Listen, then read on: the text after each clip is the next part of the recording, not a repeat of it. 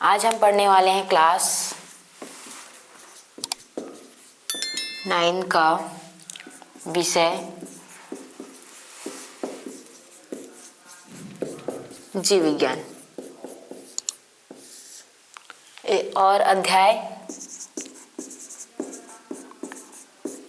1 के बारे में। अब इसमें हम लोग टॉपिक पढ़ने वाले हैं मनुष्यों का पदानुक्रम। इस टॉपिक के बारे में हम अभी पढ़ने वाले हैं। तो मनुष्य के पदानुक्रम सबसे महत्वपूर्ण टॉपिक है। ये आपके 11th के बेस में भी रिलेटेड है। अगर आप 9th में इसको अच्छे से समझ जाते हैं तो आप ये 11th में भी काम आएगा। तो इसमें आपका सबसे पहला पॉइंट है जगत। जगत को इंग्लिश में किंगडम भी कहा जाता है। तो इस जगत में आप क्या पढ़ोगे, क्या जानोगे? तो जगत में एनिमलिया के बारे में जानिए, एनिमलिया फैमिली।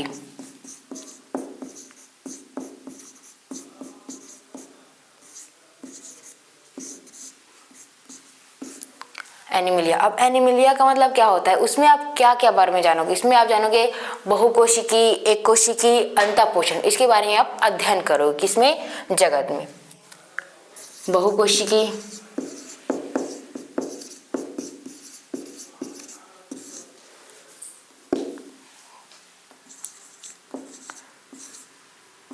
यूकैरियोटिक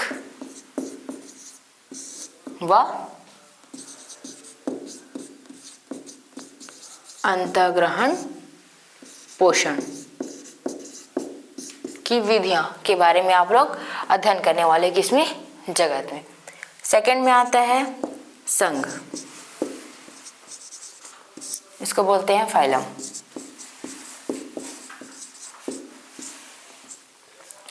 तो संघ में आप कॉर्डेटा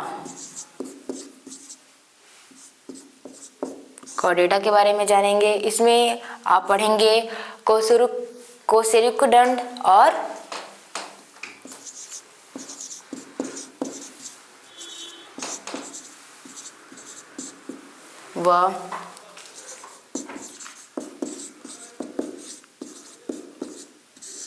जोड़ीदार उपांग।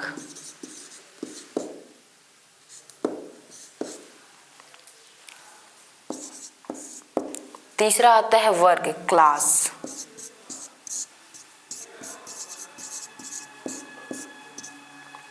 इसको बोलते हैं मैमेलिया फैमिली।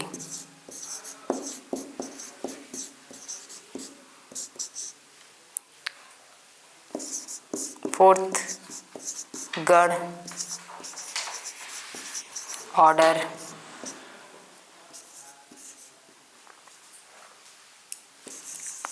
कुल,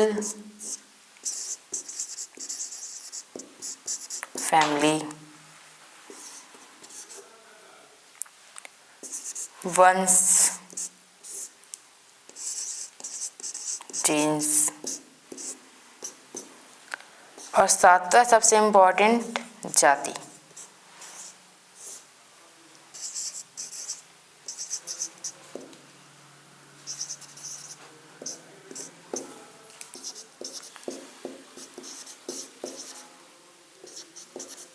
सिपियंस। गण में कुल, वंश। वंश में आप क्या जानोगे? इसमें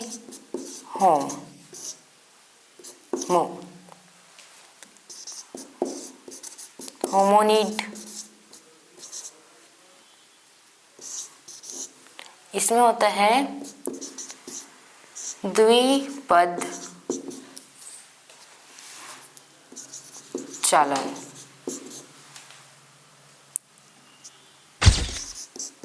प्रायगेट। ये जितना मैं आपको लोग को यहाँ बस बता रही हूँ, लिखा रही हूँ, ये सब इम्पोर्टेंट है। ये सब आप लोगों को पता होना चाहिए, याद होना चाहिए। अगर ये चीज़ आपको पता है, याद है, ये है आप लोग का बायो यानी कि जीव विज्ञान का सबसे इम्पोर्टेंट यानी कि महत्वपूर्ण टॉपिक। इसमें आपको जगत में आप किसके बारे में जानोगे? एनिमलिया। इसमें क्या होता है, जो एनिमल्स होते हैं वो किससे बने होते हैं, उनकी कोशिकाएं क्या होती है, बहुकोशिकी होती है, यूकैरियोटिक वाले होते हैं, वो अपना पोषण किस किस तरीकों से ग्रहण कर सकते हैं। उसके बाद दिया हुआ है संघ। संघ में आप क्या पढ़ते हो, किसी जो मतलब पेशियां होती हैं वो किस रूप में होती हैं, जोड़ीदार होती हैं कि रेशेदार होती हैं, किस रूप दंड में होती हैं, किस रूप में होती है, उसके बारे में आप लोग किसे पढ़ोगे, संघ में। और तीसरा दिया हुआ है वर्ग, यानी कि उसको कितने वर्गों में बांटा गया है, मेमेलिया फैमिली। उसके बाद चौथा दिया है वह गण, प्रेगेट्स।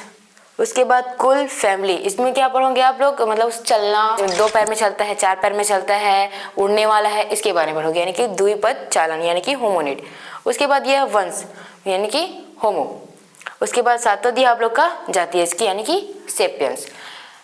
इन 7 के बारे में किसने बताया था, लिनियस ने बताया था। किसने बताया था, लिनियस ने बताया था। अब इसको जो वर्गीकृत किया गया, इसको नाम क्या था, उसको द्विजगत। द्विजगत, द्विजगत के नाम से इसको वर्गीकृत किया गया था। किसने किया था, लिनियस ने किया गया था। लिनियस ने किया गया था। इसके बाद आगे चल के पता चला कि ये जो जितना भी बताया गया है, इसके हम लोग जो वर्गीकृत किए गए हैं, बांटा गया है, तो उसमें एक थर्ड जनरेशन निकला। थर्ड जनरेशन कहने का तात्पर्य जिसमें पेड़ पौधे और जंतु दोनों के गुण समान थे, उसकी व्याख्या ये लिनियस ने नहीं कर पाया। किसमें, द्विजगत ने। उसके बाद लिनियस ने इसी उसमें कमी निकली, तो उस कमी को पूरा करने के लिए किसी दूसरे वैज्ञानिक ने बताया। तो ये सब के बारे में आपको किसने बताया था, लिनियस ने बताया था। द्विजगत को वर्गीकृत लिनियस ने किया था, उसने बताया था इसके बारे में। अब लेकिन उसमें कमियां निकली थी। अब उस कमियों को पूरा करने के लिए दूसरे वैज्ञानिक विटेकर ने सन 1969 में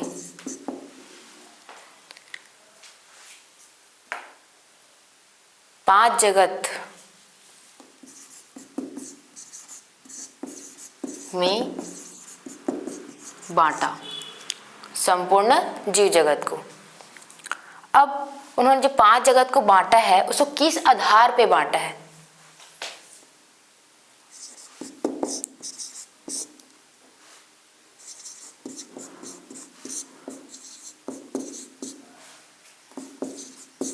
निम्नलिखित आधार पर वर्गीकृत किया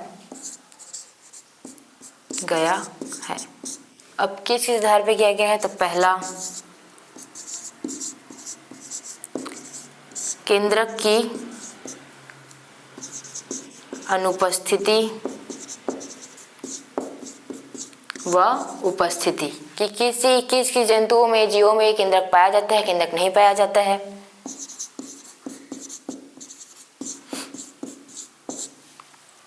सेकंड, संगठन का स्तर। अब संगठन का स्तर में एक कोशिकी है कि बहुकोशिकी है, पोषण प्राप्त करने की विधि। अब पोषण किस तरीके से प्राप्त कर सकते हैं, स्वपोषी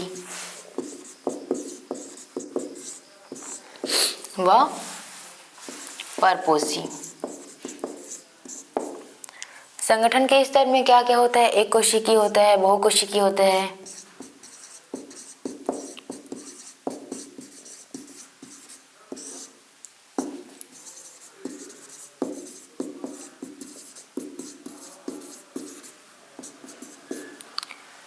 केंद्रक की अनुपस्थिति व उपस्थिति, यानी कि प्रोकैरियोटिक व यूकैरियोटिक वाले जंतु। इसके आधार पे किसने बताया है, विटेकर ने बताया है 1969 में। अब उन्होंने जो 5 जगत बांटे हैं, इनके आधार पे बांटे। अब वो 5 जगत कौन कौन से हैं, मैं साइड में लिख रही हूँ। फर्स्ट है जगत मुनेरा, पहला जगत का नाम है। दूसरा जगत प्रोटिस्टा,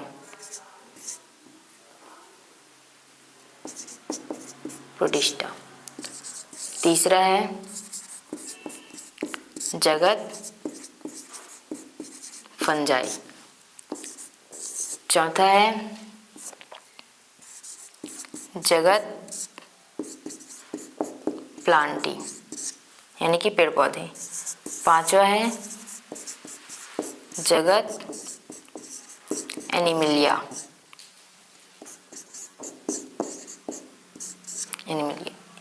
इन पांचों जगत के बारे में विक्टेकर ने बताया है। किसके आधार पर?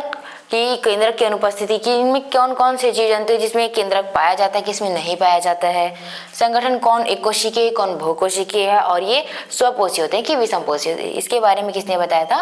विक्टेकर ने बताया था। अब इसके बारे में आगे, अब ये पांचों के बारे में हम रूपरेखा के रूप में पढ़ते हैं। अब हम लोग जो विक्टेकर ने बताया था 5 जगत के बारे में, उसके बारे में हम लोग पढ़ने वाले हैं यहाँ पर। अभी हम उसको, मैं आप लोग को समझाऊंगी रूपरेखा के रूप में। तो देखिए, सबसे पहले सजीव। अब सजीव क्या होता है वो सभी आप लोग जानते हैं, जिसमें जीव पाया जाता है। अब सजीव को 2 भागों में वर्गीकृत किया गया है, बांटा गया है। पहला होता है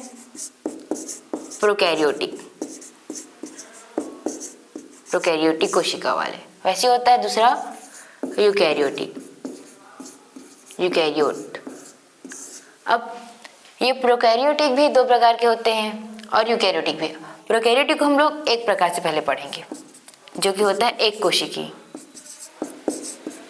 कोशिकी। अब एक कोशिकी अंतर्गत क्या आता है? मोनेरा जगत।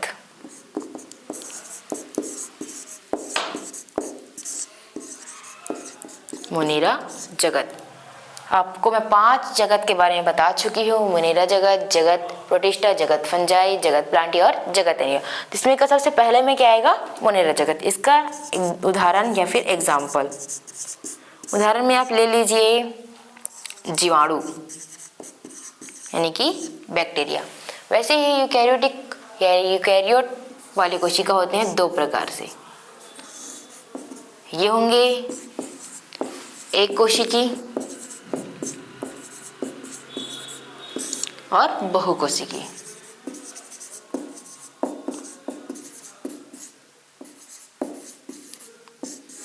अब एक कोशिकीय वाले में क्या आएंगे? जगत प्रोटिस्टा जगत के जीव जंतु, क्योंकि ये होते हैं यूकैरियोटिक लेकिन एक कोशिकी। अब इसके एग्जाम्पल में, उदाहरण में अमीबा। वैसे ही बहुकोशिकी को 2 भागों में बांटा गया है।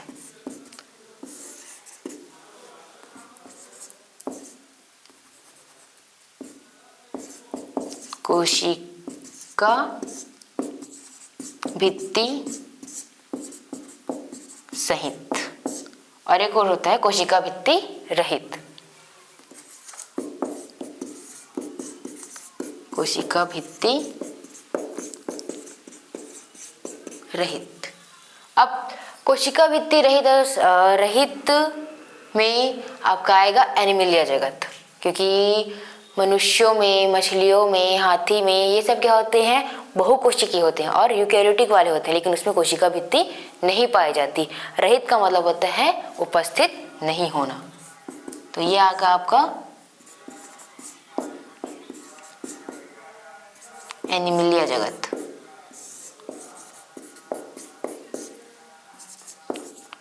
उदाहरण के तौर पर मछली, मनुष्य इत्यादि। और कोशिका भित्ति सहित ये होते हैं 2 प्रकार के, और बांट सकते हैं इसको 2 प्रकारों में। अब ये होता है जो प्रकाश संश्लेषण द्वारा जो अपना भोजन बनाते हैं, प्रकाश संश्लेषण करने की क्षमता रखते हैं,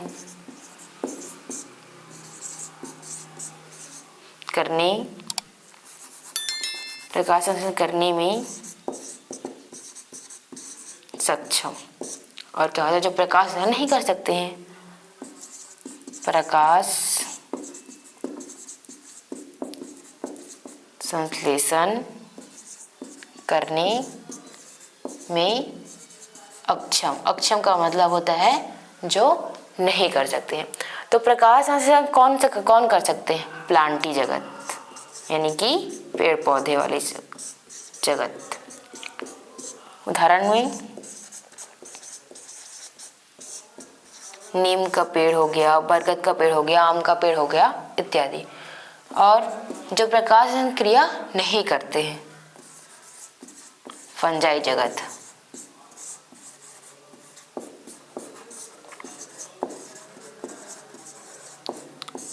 उदाहरण के तौर पर हो गया शैवाल, हो गया राइजोपस, शैवाल, कवक इत्यादि। तो इसको मैं आप लोग, इस क्षेत्र का नाम है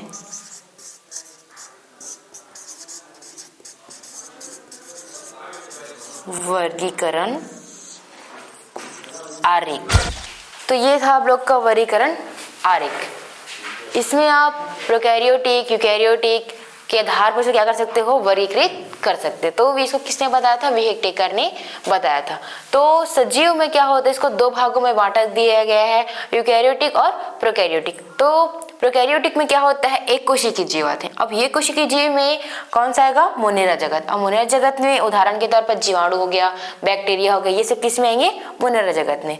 वैसे ही यूकैरियोटिक को दो भागों में बांटा गया है, यानी कि एक कोशिकीय और बहुकोशिकीय। अब एक कोशिकीय किसे कहते हैं? जो एक कोशिका से मिलके बने होते हैं, और बहुकोशिकीय किसे कहते हैं? जो बहुत सारी कोशिकाओं से मिलके बने होते हैं। तो एक कोशिकीय के अंतर्गत आता है प्रोटिस्टा जगत। एग्जाम्पल के लिए अमीबा, ये होता है एक कोशिकीय, लेकिन किसमें आएगा? यूकैरियोटिक में।